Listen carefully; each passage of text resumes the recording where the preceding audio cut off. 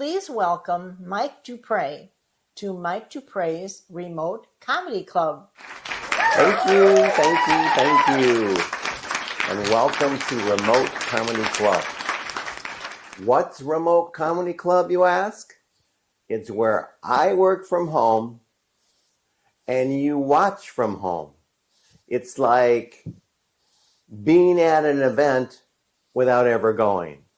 So, in any event, I'm happy to be here in Spring Branch, Texas. When I was growing up, I lived in North Dakota. And for all those who have never seen anyone from North Dakota, I'm here to tell you that North Dakota really does exist. What do you do in North Dakota?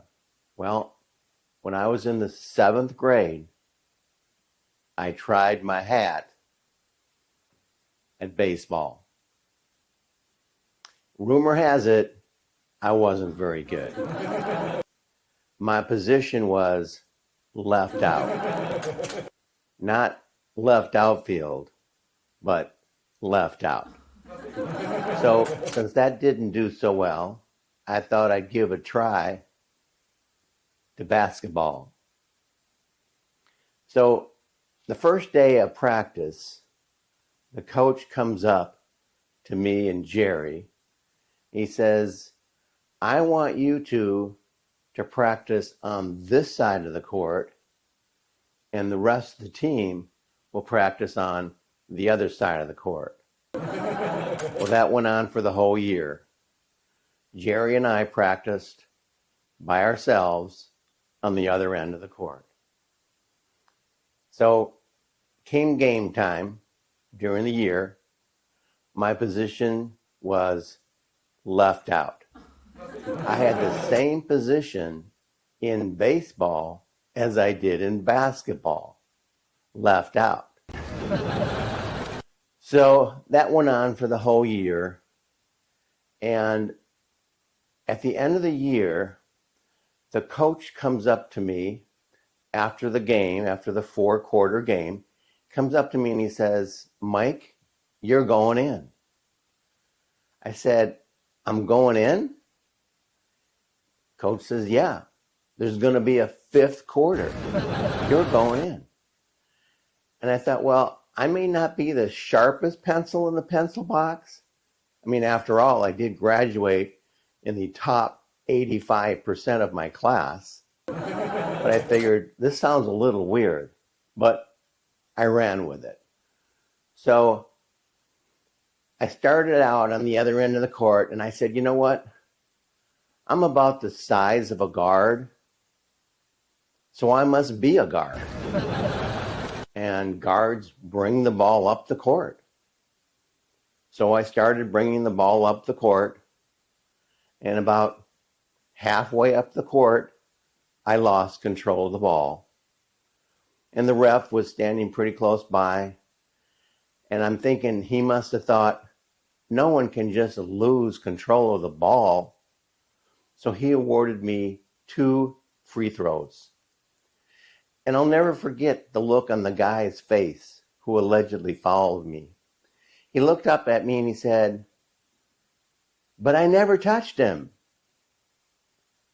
All I could do was smile. So in any event, the 2 free throws went in, both of them. That's 100% accuracy. That's something to be proud of. To this day, I hold the school record for free throw accuracy. On one of the hallways in my school, there's a section for trophies and pictures and write-ups of all those people who excelled in their sport. My picture is there and the write-up.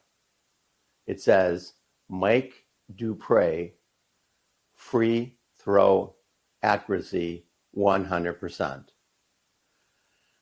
I was right between the photos of the guy who ran the 3-minute mile and the guy who made 77 points in one basketball game.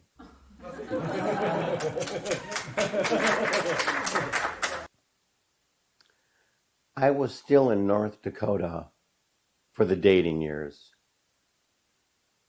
Most towns have a relationship of girls to guys like 1-to-1, but not our town.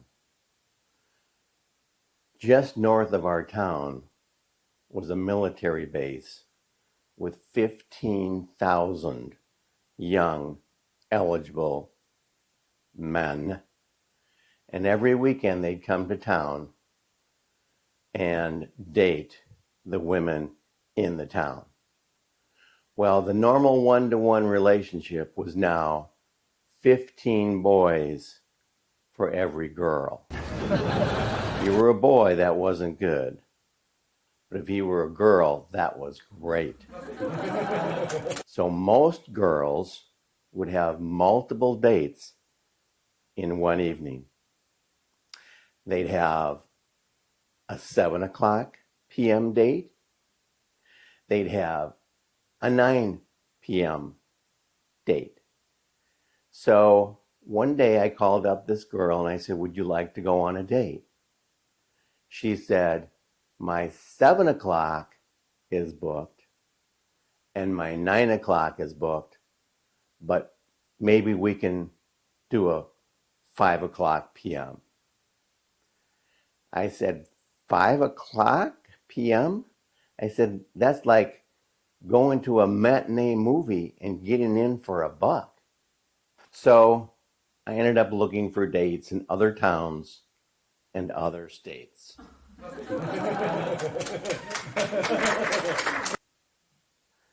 If you've never been to North Dakota, if you've never seen it, here's what it looks like. On the left-hand side of the road is a wheat field. On the right-hand side of the road is a wheat field.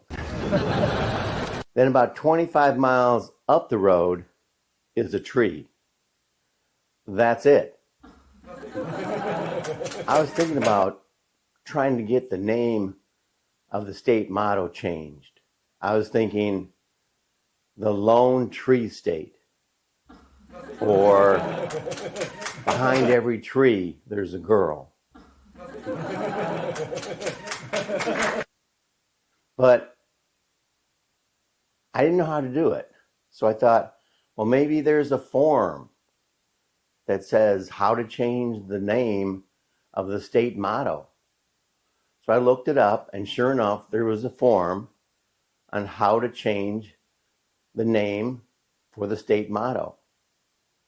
It said, get 600,000 signatures and submit it.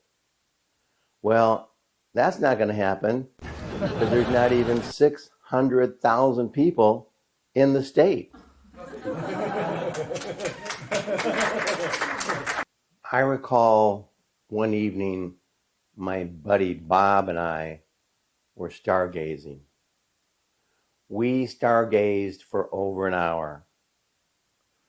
Then on the way back to the neighborhood, Bob says, look, a UFO just landed in the field. Bob's hair was standing straight up. For real. So I was standing right next to Bob. Bob was 3 feet from me, and I was 3 feet from Bob. Well, I didn't see anything. But to this day, Bob still thinks he saw a UFO. So I got to thinking, what if we really did see a UFO? What would we do? What would we say? And I'm thinking we would go up to the spaceship, an alien would come out, and the alien would say, take me to your leader. And I would say, well, that's easy. That would be my mom. And the alien would say, like, don't be afraid. You're friends. We like you.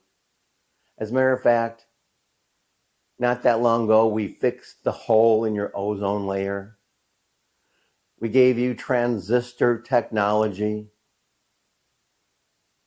And we moved the moon so that on your last eclipse, everything would be in alignment. And I would say, wow, thank you. And I was thinking there must be something I could say or do for the alien and his race. So I got to thinking, but all I could come up with was, don't pee into the wind. Or don't run with sharp scissors in your hand. Or I heard the lattes at Starbucks are really good. Or don't forget to check out Rudolph the Red-Nosed Reindeer before you leave. That's all, folks. Thank you. It's been a pleasure.